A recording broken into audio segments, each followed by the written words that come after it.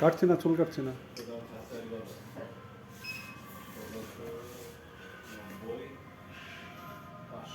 ওখানে প্লাস্টার দেখো তো জিত চুলে নিচে নিচে।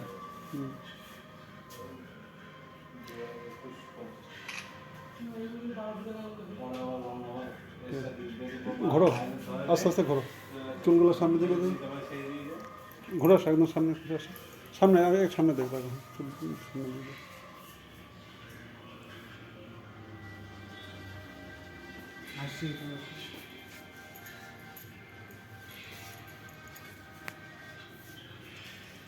কেমন লাগলো সার্ভিসটা?